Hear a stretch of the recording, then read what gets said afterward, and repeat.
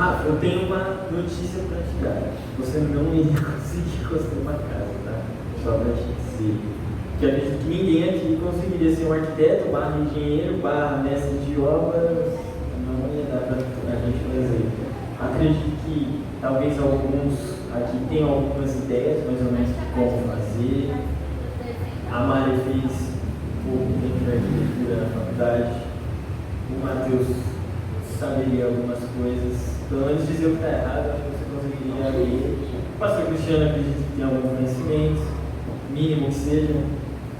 Sei que você sabe levantar uma parede. Torta assim, então tá bom. E eu, particularmente, assim, eu sei que tem que ter uma planta, tem que ter um fundamento, tem que ter ali, né, a pedra angular da casa e tal. Nem sei se é assim que faz cada parede, enfim, mas sei que tem que ter ali as colunas, montar o chão, a parede, o teto, enfim, coisas básicas, mas que nunca me fariam conseguir construir uma casa. E eu sei o responsável. Então a gente vai levar uma metáfora para essa pregação aqui de construir uma casa. Essa casa vai ser o nosso interior, o nosso eu, a nossa mente, a nossa alma, o que compõe o nosso ser. Okay? Mas antes a gente vai dar uma brincadeirinha. Todo mundo conhece aquela brincadeirinha do fui na feira? Fui na feira, sei lá o que lá, e eu fui comprar tal coisa. Fui comprar abacaxi. Aí o Matheus vai falar, eu fui na feira, comprei abacaxi e maçã.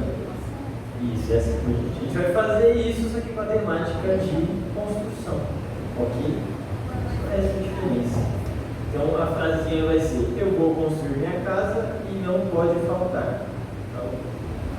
Eu vou construir casa, pode faltar martelo e cimento. Eu vou construir casa, pode faltar martelo, cimento e vigas. Eu vou construir minha casa, não pode faltar martelo, cimento, vigas. Areia. Eu vou construir minha casa, não pode faltar martelo, cimento, vigas e areia e prego.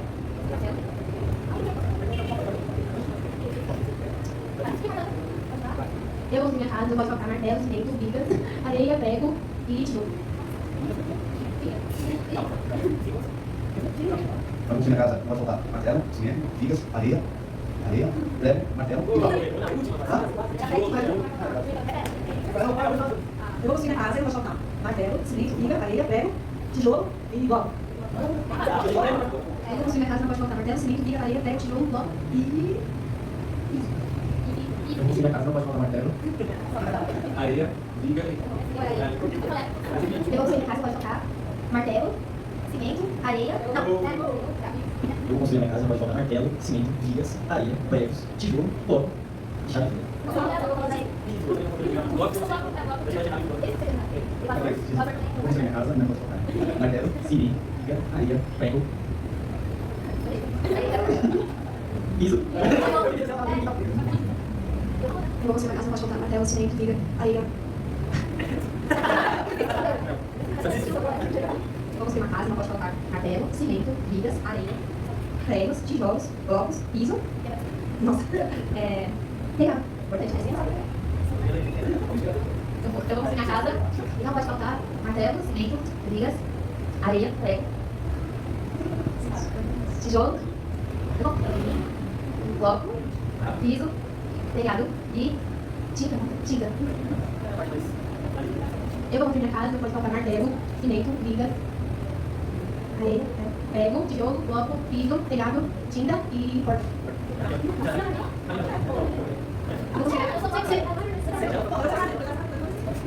Eu vou construir minha casa e não pode faltar martelo, cimento, viga, areia, prego, tijolo, bloco, piso, telhado, areia, tinta. Eu não lembro o que você falou.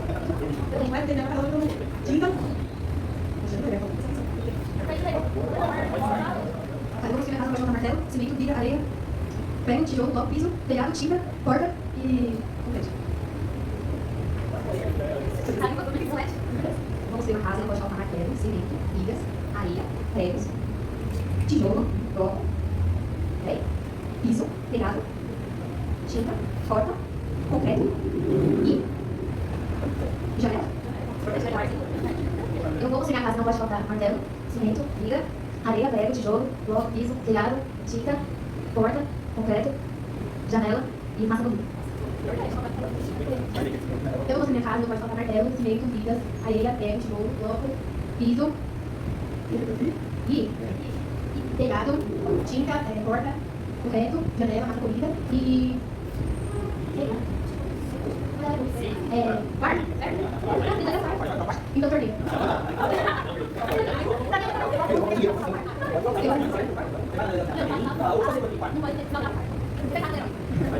Eu vou comprar minha casa e não pode faltar martelo.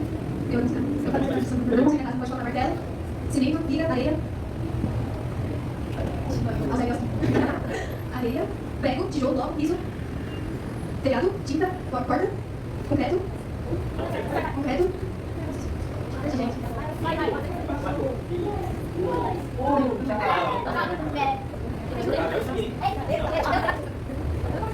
Eu vou construir a casa e não pode faltar martelo, cimento, vigas, areia, pregos, tijolo, bloco, piso, telhado, tinta, porta,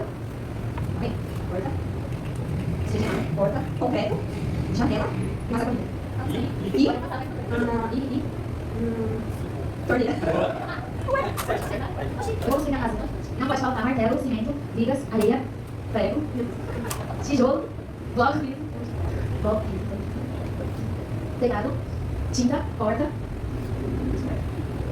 concreto, janela, massa bonita,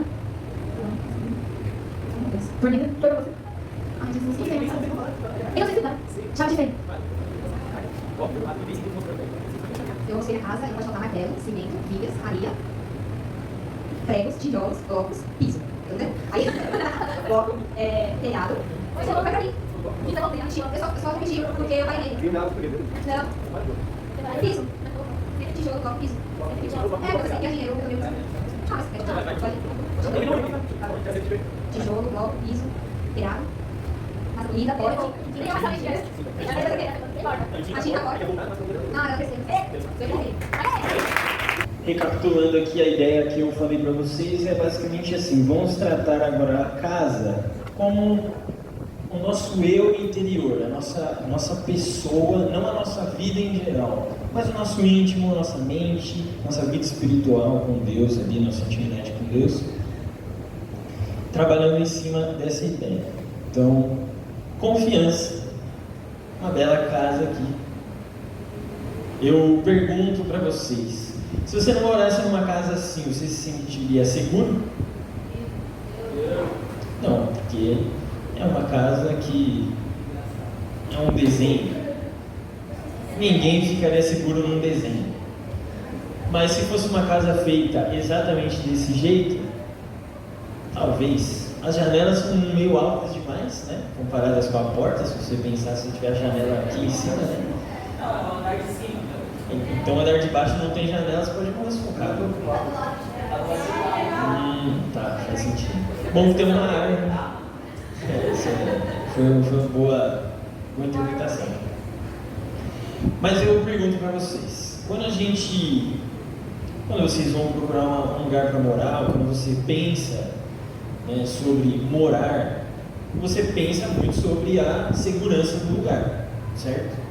Você tem que dormir tranquilo, dormir pensando, pô, eu não vou ser assaltado. Ou pelo menos você tem indícios para dizer que as chances são pequenas, pelo menos. Porque, né, se alguém quiser, realmente é difícil a pessoa não conseguir. Então, para isso, a gente faz várias coisas, certo? A gente tenta não chegar em casa tão tarde, por exemplo, né? Não ficar moscando na hora de abrir o portão, né? Deixar sempre trancado, câmera de segurança, arame farpado, cerca elétrica, enfim, todas essas coisas. Né? Tem algumas ruas que tem aquele guardinha lá, que vem com a lanterninha dele, somente cobrar 100 conto por mês, 80, 40, depende da rua.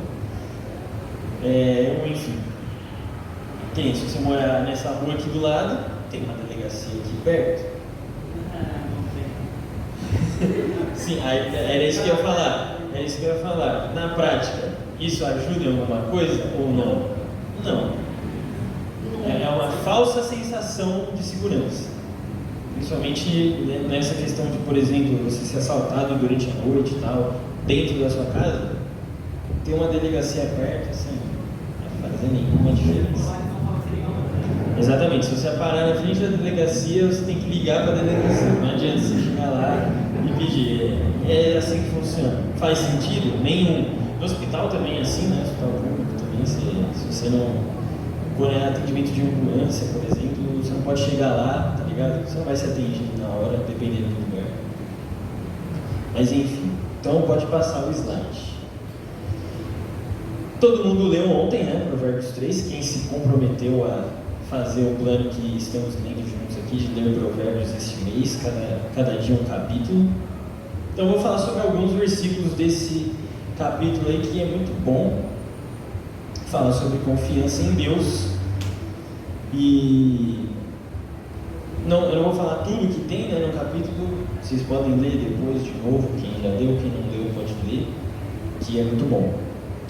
Então vamos lá. Provérbios 3, 19, se vocês quiserem abrir, está escrito assim: por meio da sabedoria o Senhor fundou a terra, por meio do entendimento estabeleceu os céus. Ou seja, foi aquilo que eu falei lá no começo. A Rafa não conseguiria construir uma casa sozinha, eu não conseguiria.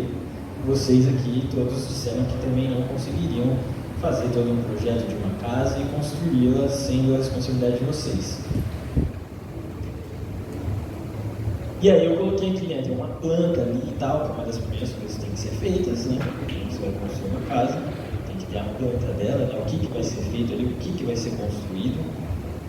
E na nossa vida, quando a gente vai fazer um planejamento, quando a gente vai construir uma personalidade ou um novo hábito, quando você quer consertar alguma coisa que está errada, por exemplo, você tem que fazer esse planejamento de vida. Quantos aqui se planejam, por exemplo, esse ano eu tenho um planejamento de fazer isso, daqui 5 anos eu quero estar desse jeito, daqui 10, enfim, alguém faz algo assim?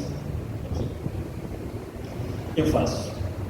Não tão longe assim, porque às vezes é meio vago, mas algumas coisas, acho que até de evolução pessoal a gente pensa bastante. Por exemplo, quero ser uma pessoa mais calma, quero ser uma pessoa mais suscetível a perdoar, uma pessoa que não xinga os amiguinhos no trânsito, uma pessoa que enfim, não desconta tudo na comida ou em qualquer outro vício ou qualquer coisa superficial, por exemplo. Enfim, às vezes coisas que afetam os outros, às vezes coisas que só nos afetam. Mas é importante que a gente faça esses planejamentos. E como que você vai conseguir fazer um bom planejamento? Eu pergunto para você, Matheus, como que se faz um bom planejamento? O que você precisa ter para ser um bom planejador? Você precisa ter certeza do que você quer absoluta. Certeza absoluta do que você quer. O que mais? Você tendo certeza, você consegue mapear o caminho que você tem que fazer. Logo você planeja o seu planejamento. Certo, você vai planejar o seu planejamento. Então, uma pessoa que é convicta é uma pessoa que é um bom planejador. Sabe? Se ela sabe onde ela tem que chegar, provavelmente ela sabe o processo e os objetos que tem na frente para você conseguir ultrapassar eles. Certo. Para conseguir chegar.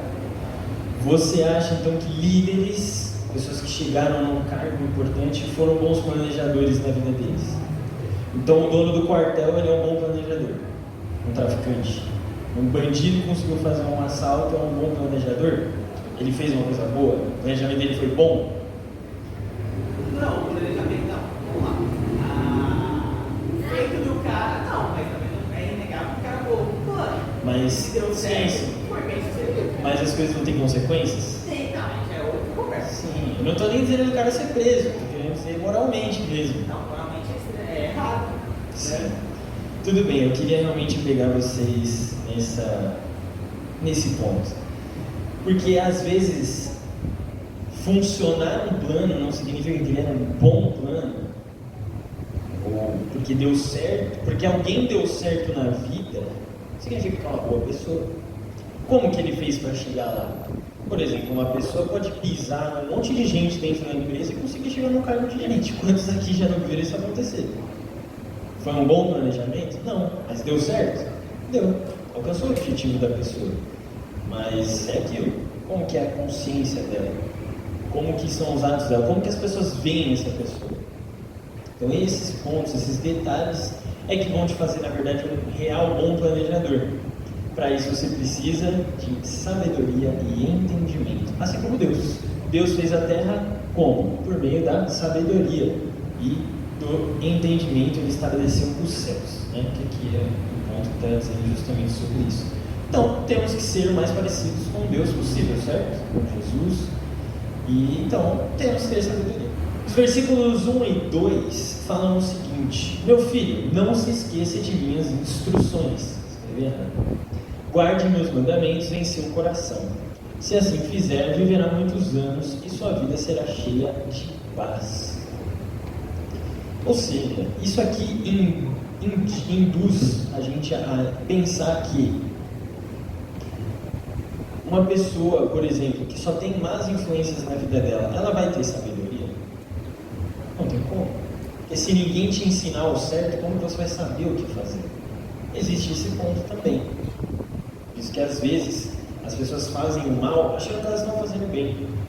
Isso realmente acontece. Tem muita gente que acaba fazendo mal para você, mas ela achou que estava fazendo bem ou certo, simplesmente. Ela nem pensou se seria bom ou mal para você, mas ela aprendeu que era aquilo que tinha que fazer. Às vezes isso acontece, às vezes não, às vezes a pessoa é mal intencionada mesmo. Mas existe esse outro lado.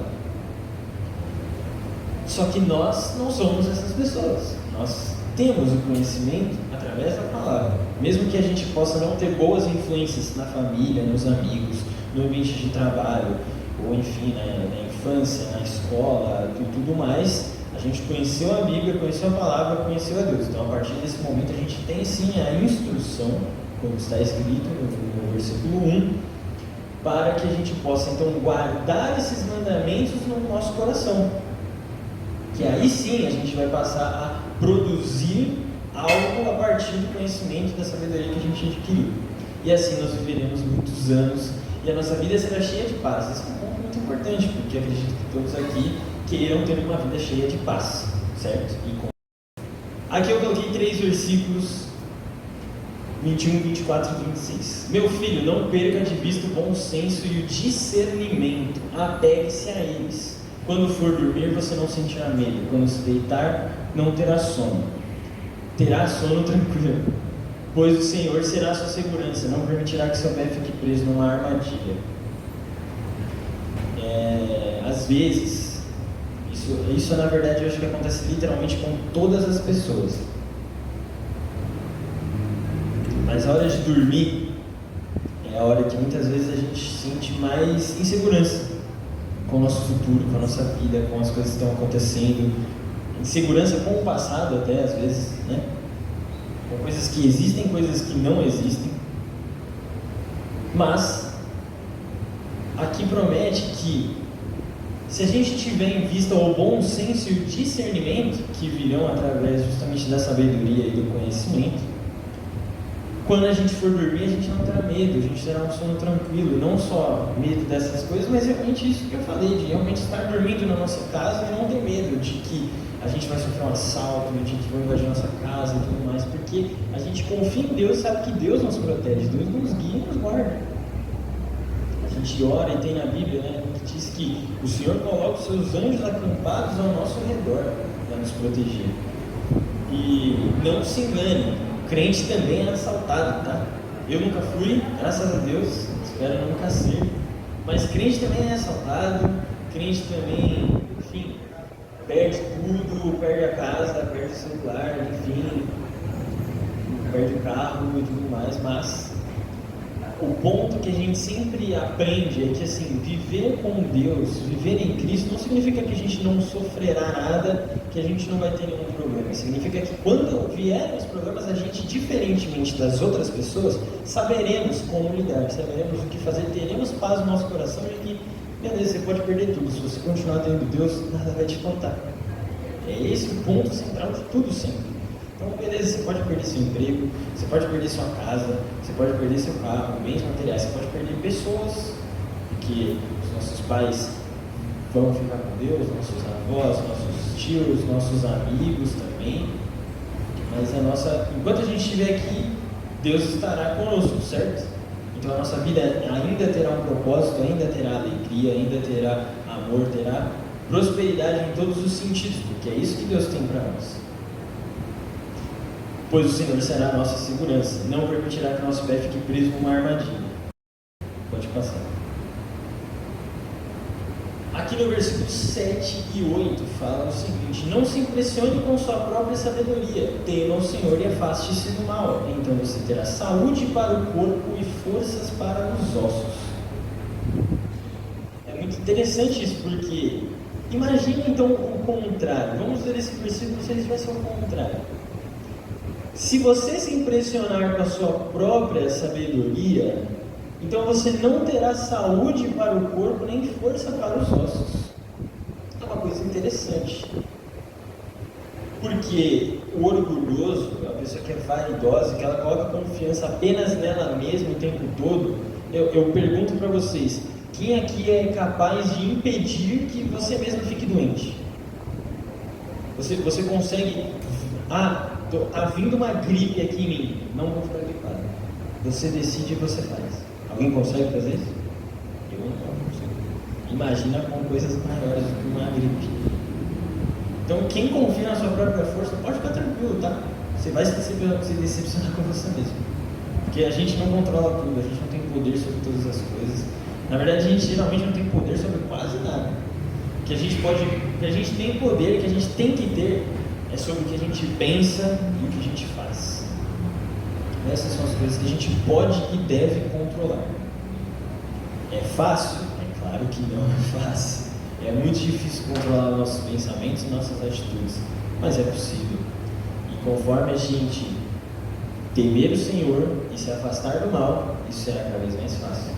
E aí a gente terá saúde física, emocional e espiritualmente, certo? Pode passar. Então, feliz é a pessoa que encontra sabedoria, aquela que adquire entendimento. Ou seja, se você não tiver sabedoria e não tiver entendimento, você será o quê? Infeliz, muito bem, ou triste, ou decepcionado, insatisfeito. Enfim, segue as palavras aí. Ter sabedoria é um pouco contraditório, na verdade, esse versículo, por um lado, porque o próprio Salomão, em Eclesiastes, ele fala que quanto mais ele buscou a sabedoria, mais triste ele ficava, porque ele percebeu a maldade no mundo e o quanto a nossa vida se reduzia à vaidade, que é o que ele sempre falava, e pude concluir que tudo era vaidade, é como correr atrás do vento. Mas existe essa dualidade em ser sábio e ter conhecimento, porque realmente é aquela velha história. Conforme você lê o jornal, você se atualiza das notícias, mais triste você fica. Conforme você pesquisa sobre as coisas que estão acontecendo no mundo, principalmente política e, enfim, diplomacia entre os países. Cara, se vocês pesquisarem isso, é importante, porque é importante saber. Mas eu adianto a vocês vão ficar cada vez mais tristes, com raiva, decepcionados, porque é sujeira atrás de sujeira. E saibam, e realmente assim, se você ler o G1 ali, assistir o Jornal da Globo, você não vai saber nem 5% do que acontece no mundo, tá?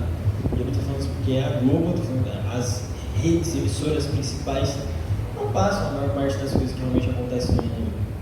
Acontece muita coisa no mundo, eles não conseguem falar o que acontece só em São Paulo. Imagina no mundo inteiro, não tem como realmente.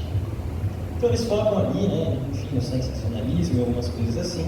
Mas se você pesquisar sobre certos assuntos, vocês vão ver que realmente o mundo, ele é um lugar de maldade. É um mundo assim, generalizado. Não que todas as pessoas sejam más, não que a gente não encontre pessoas boas e lugares bons para se viver, para se trabalhar no mundo. Lógico que não, existe isso, com certeza, principalmente se a gente estiver acompanhado por Deus, que onde quer que a gente for, a felicidade do Senhor estará junto conosco. Mas existe isso, porque ter sabedoria nos faz saber aproveitar verdadeiramente aquilo que realmente tem valor, e aí a gente vai ser feliz de verdade. Quantas pessoas aqui conhecem, já passaram por isso, enfim, já viram pessoas que tentavam fazer de tudo e nunca eram felizes? Quem aqui conhece ou já foi? Eu conheço, já fui essa pessoa também. Porque muitas vezes a gente vê pessoas e faz isso também, procurar a felicidade no lugar errado. Isso é o que o ser humano mais sabe fazer. Você procura em coisas passageiras, superficiais, falsas, que na maioria das vezes só te prejudicam, mas você acha que está conseguindo ali um resquício de alegria, mas na verdade você não está. Se você tiver sabedoria e entendimento, você vai saber como realmente ter felicidade. Você vai saber que na presença do Senhor você já vai ter satisfação, que nem a gente aprendeu inclusive na terça-feira, né, falando sobre gratidão, de que no Senhor a gente aprende isso de verdade, né? A gente aprende a entender que Ele não nos deixa faltar nada, então a gente já fica satisfeito por causa disso, porque a gente sabe que a nossa vida podia ser muito pior. Tem muita gente que daria tudo para viver metade da vida que a gente tem aqui. E a gente muitas vezes está reclamando da nossa vida achando que é pouco, né? E já começa por aí. Mas também porque quando acontecerem os momentos verdadeiros de você estar com pessoas que você ama e te amam, você está na igreja, você está construindo a sua carreira de uma maneira verdadeira, se dedicando, sendo útil, se sentindo uma pessoa que produz coisas, você se sente bem com você mesmo, você fica feliz, você aprende a dar valor para isso. E aí, através da sabedoria, você alcança uma felicidade verdadeira. Pode passar. Então, aí voltando do 13 para o 11 e 12, Salomão diz assim: meu filho, não rejeite a disciplina do Senhor, não desanime quando ele corrigir, pois o Senhor corrige a quem ele ama, assim como o pai corrige o filho a quem ele quer bem. Temos aqui um pai e uma mãe para dizer isso melhor do que todos os outros aqui. E todos nós somos filhos também de pais e mães, né? E a gente sabe que muitas vezes a gente se decepciona muito com o que os nossos pais falam pra gente. A gente fica triste, a gente fica ofendido, a gente acha um absurdo que a nossa mãe ou que o nosso pai não confiou que a gente sabia o que a gente estava fazendo. Nossa, como assim? E aí você fala, não, eu vou fazer do meu jeito, porque eu tenho certeza do que eu estou fazendo. Não é só porque eu sou um adolescente que eu não sei de nada. Eu sei algumas coisas também. Aí você vai lá e faz. E quantas vezes você quebra a cara? Quase todas, se não for todas, né? E aí você fala, às vezes você nem fala, às vezes você só, puxa, eu quase consegui. Se não fosse o fulano, eu tinha conseguido. Tinha sim, confia. A gente acabou de ler, gente. Quem confia na sua própria força, no seu próprio, quem se vangloria da sua própria sabedoria, não alcança nada. Então é justamente isso. É claro, eu não estou dizendo que os nossos pais são perfeitos, eles não são, eles também eram. Eles também, às vezes, podem falar alguma coisa pra gente que não necessariamente a gente estivesse errado ou eles certos, até porque essa linha é bem tênue, às vezes, né? Entre o fazer algo que vai dar certo ou dar errado. Às vezes depende de tantas variáveis que, né? Mas os nossos pais conhecem a vida, querendo ou não. E o jogo nunca muda, só mudam os jogadores, às vezes uma regra ou outra ali, mas a vida é vida desde que ela existe. Não é à toa que a gente lê um livro de 4.000 anos atrás e a gente se relaciona com o que a gente vive hoje. Então, e a gente acha um absurdo os nossos pais que tiveram a adolescência há 30, 40 anos atrás e acham que já é uma diferença absurda. Então, vamos, né, alinhar as coisas. Abaixar um pouquinho a bola, às vezes é bom. falo isso pra mim mesmo, tá? Porque eu não sou um filho perfeito não, mas eu sei. Existe uma diferença entre saber o que é certo e conseguir fazer, né? Que eu falei de controlar nossas atitudes e pensamentos, enfim. Mas através da sabedoria, Deus nos revela, nos ajuda, nos mostra e nos corrige. Nos mostra o que a gente realmente tem que fazer. Fazer reforma na casa. Depois de um tempo, toda casa, ela tem uma rachadurazinha ali, uma tinta dá uma lascada na parede, sujou alguma coisa, tem que trocar um piso, um taco, um azulejo, um forro, uma goteira que apareceu do nada, uma telha que quebrou. Normal, gente. A nossa vida é assim, todo mundo quebra uma telha na cabeça de vez em quando. É só reformar. Mas tem gente que fala que não, a minha telha está em ordem. Você não está vendo? Você olha para a vida da pessoa e ela acha que está maravilhoso. Ela continua, não, vou aqui, porque não, você está querendo colocar defeito na minha vida. Eu tenho que me amar do jeito que eu sou, maluco da cabeça. É, isso é isso. Não é assim, gente. Todo mundo sabe que tem gente que é assim, é impressionante. Mas tudo bem. É, o famoso foi o meu horóscopo. Não fui eu que decidi ser arrogante com as pessoas.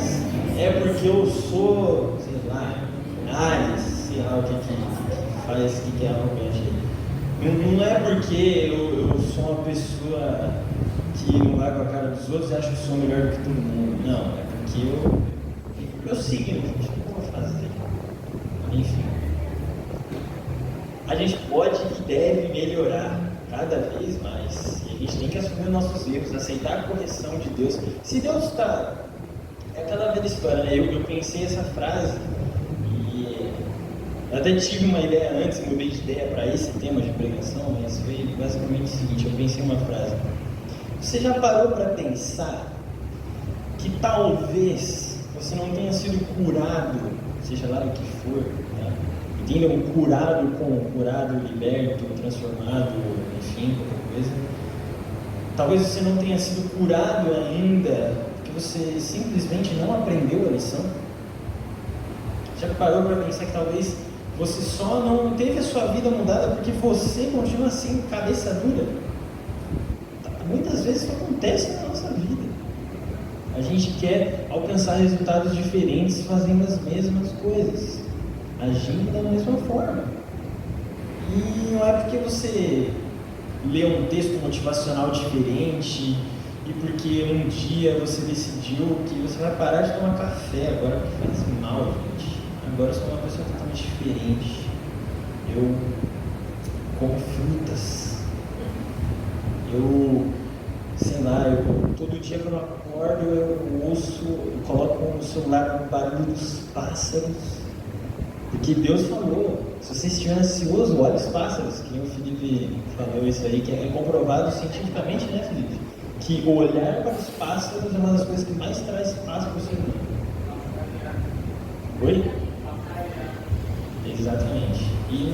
E na Bíblia isso só foi escrito mais ou menos uns 2000 anos atrás. Mais ou menos isso aí. Só isso. Jesus falou, se você está ansioso, olha os pássaros. Olha os lírios do campo, né? Enfim, essa palavra foi domingo? Terça. Confundi, mas é isso aí. Então a gente só confia em Deus, tá? Já é o suficiente, mais do que o suficiente. A vontade de Deus não é boa, perfeita e agradável? Então pronto, não tem, né? Acima disso não vai ter nada, você pode ter certeza. Então aceitar a correção é um ato de humildade, é uma coisa que nos faz reconhecer o nosso erro, se arrepender de verdade. Arrependimento que não aprendi, se eu não me engano, fui com Douglas Gonçalves, ou fui com o Bacon, enfim, foi algum desses caras aí. Arrependimento não é parar de fazer algo errado, é passar a fazer o que é certo. Se não, é só remorso. E muito provavelmente você vai voltar a fazer. Porque se você tem o hábito de cometer o mesmo erro várias vezes, Não vai adiantar nada se você não passar a ter o hábito de fazer o certo. Então, se você é um mentiroso, se você é um desobediente, você desobedece aos seus pais, você desobedece às regras, enfim, não adianta você simplesmente parar de desobedecer. Passe a obedecer de verdade. Isso vai transformar a sua vida e vai mostrar que você está realmente arrependido. É aquela velha história. A melhor maneira de mostrar que você está arrependido é com as suas atitudes. Ou seja, não é dizendo perdão simplesmente. Isso também é importante, claro, mas as atitudes contam. E para Deus é exatamente da mesma forma. Pode passar. Pois a sabedoria dá mais lucro que a prata e rende mais que o ouro. Ela o guiará por estradas agradáveis, todos os seus caminhos levam a uma vida de paz. A sabedoria é a árvore de vida para quem dela toma posse. Felizes os que se apegam a ela com firmeza. Aqui fala um pouco mais sobre a sabedoria em si, os benefícios da sabedoria, né? Digamos assim. Basicamente o que Salomão está falando assim é: você quer ter saúde? Você já sabe. Você quer ter prosperidade? Você já sabe. Você quer viver bastante tempo? Você já sabe. Você quer obedecer a Deus? Você já sabe. Sim, tudo se resume a isso. Ou seja, buscar sabedoria é o que vai fazer com que a gente entenda acima de tudo o mais importante. Pode passar? Que é isso aqui. Confie no Senhor de todo o seu coração. Não dependa do seu próprio entendimento. Busque a vontade dele em tudo que fizer, e ele lhe mostrará o caminho que deve seguir. Porque a gente tem duas opções na nossa vida sempre. Não se enganem. Não existe mais que duas opções. Ou você vai seguir o caminho que Deus está te mandando, ou não. Não existe um meio termo, não existe um caminho mapa 7. Todos eles dão errado, menos o de Deus. Simples. Porque você pode conseguir concluir os seus objetivos de traficante, que a gente falou aqui no começo. Não que o Matheus seja um traficante, eu contei para ele que não é ele, eu espero que não. Eu espero que ele não seja. Mas é exatamente isso. Você pode ter vários objetivos na sua vida e achar que você tem várias opções.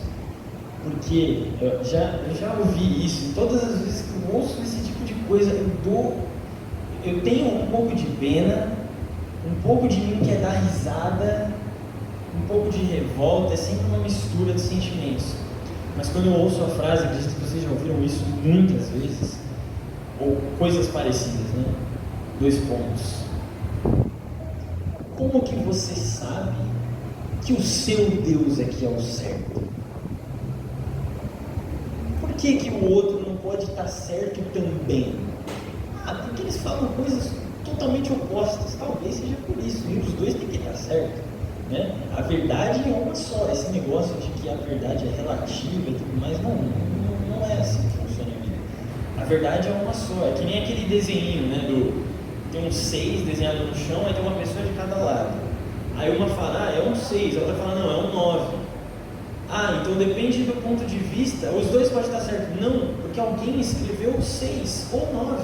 Se você está vendo uma coisa diferente, beleza, tudo bem, não tem problema. Só que você pode estar errado. Essa é a questão. Existe o certo e existe o errado. E o princípio da fé se baseia justamente nisso. Se você confia em Deus de todo o seu coração, você sabe que Ele é o caminho certo e ponto. Nada além disso serve. Porque você pode encontrar várias promessas com outras coisas, filosofias de vida e religiões e tudo mais. Nenhuma delas vai te prometer a salvação para a vida eterna. Nenhuma delas. Promete que você vai ter outras oportunidades, outras vidas, ou que fechou o olho, acabou, ou enfim, ou que a vida se resume a isso. E pessoas que simplesmente, não sei, pode ser que tenha, pode ser que não tenha. E independentemente de ter ou não, quando Jesus fala sobre o objetivo principal dele ter vindo para cá, na verdade o único objetivo de Deus era nos salvar. E para isso ele ainda fez várias outras coisas, operou milagres, ensinou e morreu por nós. Ele não simplesmente chegou e morreu, acabou, e ninguém nem viu. Não. Mas a salvação, porque é justamente esse o ponto. A ideia da salvação implica no fato de você entender que existe um perigo, que você precisa ser resgatado. Você tem que confiar em Deus, você precisa estar dentro da sua casa aqui, metaforicamente falando, e você saber que você está protegido de todos os perigos que estão lá fora. É que nem aquela ideia de filme pós-apocalíptico ou apocalíptico. Saiu da zona segura, é perigo total. E com Deus é exatamente isso. Se você sair da presença de Deus, é perigo total. Não existe meio perigo ou alerta amarelo. É alerta roxo em todos os momentos. Você pode não perceber. Até porque é aquela velha história, o diabo não aparece de chifre, tridente e rabo de seta. Ele aparece de coisas maravilhosas, coisas lindas, coisas gostosas, coisas atraentes, que parece tudo que você sonhou. Nossa, finalmente encontrei a verdadeira alegria. Quando a pessoa menos percebe, a vida dela foi pro saco, ela não tem mais como voltar atrás. Ela precisa ser resgatada. Aquela ideia de entrar no poço e continuar cavando. Uma hora você não consegue mais subir. É simples. Mas se você confiar no Senhor e entender isso tudo, você não vai sair da presença dele, você não vai correr esses riscos. Porque é justamente isso. Existe uma travessia que a gente tem que fazer na nossa vida. Então, por exemplo, metaforicamente ainda falando, a gente está na nossa casa, mas a gente tem que trabalhar, a gente tem que sair, sai para se divertir e tal, necessidade, vai no mercado, vai estudar, enfim, tal, volta. Mas a gente tem que saber que o percurso todo a gente estará guardado por Deus ainda. Porque muitas vezes isso acontece, tem gente que é um anjo na igreja e é um querubim em casa, mas fora de lá. Se deixa levar por todas as outras coisas que influenciam a vida da pessoa. E na maioria das vezes a pessoa nem percebe isso. Ela só simplesmente age porque ela está influenciada. Ela não consolidou a sabedoria dela no entendimento do que a palavra diz de verdade. E quando eu estou falando da palavra, são todas essas coisas que a gente falou, o resto desse capítulo e todos os outros 65 livros, além de Provérbios. A palavra de Deus é inteira para nós, para nos mostrar como viver, o caminho que nós devemos andar. Jesus nos ensinou várias coisas e Ele revelou outras coisas através de ensinos dos discípulos, de Paulo e tudo mais, dos apóstolos. E a gente tem várias referências no Antigo Testamento de histórias de pessoas que fizeram certo e fizeram errado também. E a gente escolhe. Você pode escolher viver como Saul, ser um rei e terminar enlouquecido, uma pessoa condenada. Ou você pode ser que nem Abacuque, que era um profeta que não sabia nem escrever. Ele era analfabeto, não foi nem ele que escreveu o próprio livro dele. Uma pessoa simples, um pescador. Foi só isso que ele foi. Mas é um profeta de Deus. E, se resumindo ao que está escrito, cumpriu a obra dele, fez o trabalho dele, né? Terminou a carreira, guardou a fé. E nem tinha vindo Jesus ainda, hein? Que é aquela velha história, né? Acreditaram. O povo acreditava em Deus e Deus nunca nem tinha se manifestado fisicamente. A gente ainda tem Jesus como outro ponto aqui que fortalece a nossa fé, mas no Antigo Testamento a gente vê provas de fé absolutamente maiores do que a gente consegue fazer, tendo muito mais recursos para acreditar. Isso é um ponto que a gente tem que sempre trabalhar. Que ter fé não é fácil também, não é fácil. Jesus disse: no mundo tereis aflições. Isso inclui o que a gente vive. Nós fazemos parte do nosso mundo, certo? O meu mundo gira ao meu redor. O seu mundo gira ao seu redor. Você faz os seus planejamentos. Você inclui pessoas dentro desse mundo, é claro. Mas a gente continua sendo a única pessoa responsável pela nossa vida. No final das contas, a escolha é sempre nossa. A única pessoa que você tem escolha de salvar é você mesmo. Quem faz a salvação é Jesus, obviamente, é o Espírito Santo, é através da graça, mas é você que escolhe. Se você não quiser escolher, você fica à vontade. Mas saiba que ou você vai andar por essa ponte que vai quebrar a qualquer momento, ou você escolhe passar pelo caminho com Jesus. E por mais que o caminho de Jesus seja seguro, ele não é fácil, porque a porta é estreita, né? E o caminho do bem é estreito e o do mal é largo. Mas o caminho do mal é perigoso, ele vai te trazer coisas ruins na sua vida. E pode ser que não seja agora, pode ser que não seja daqui a 10 anos, e pode ser que não seja na vida. Mas a condenação, no final de tudo, para onde a sua alma vai, só existe duas opções: ou é para o céu ou é para o inferno. E é uma escolha nossa. Não é? Deus não escolhe punir as pessoas, deixá-las para queimar. O desejo de Deus é que todos se salvem. Está escrito na Bíblia. Mas, por se multiplicar a iniquidade, o amor de muitos se esfriará. Por conta das pessoas se entregarem ao pecado, a confiança delas no Senhor vai ser cada vez menor. Então elas vão colocar a confiança delas em outras coisas, no próprio entendimento, no filósofo A, na religião B, no estilo de vida C, nas pessoas, e todas essas coisas vão levar sempre para o mesmo lugar, que não é o céu, infelizmente, ou felizmente, na verdade, porque Deus faz as coisas com ordem, com retidão e com objetivo. Se fosse para a gente viver, fazer o que quiser, sem ter consequência nenhuma, isso não faria sentido.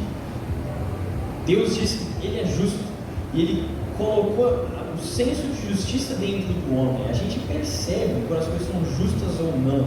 A gente tem esse conceito intrínseco no nosso ser. Isso vem de Deus, porque Ele é justo.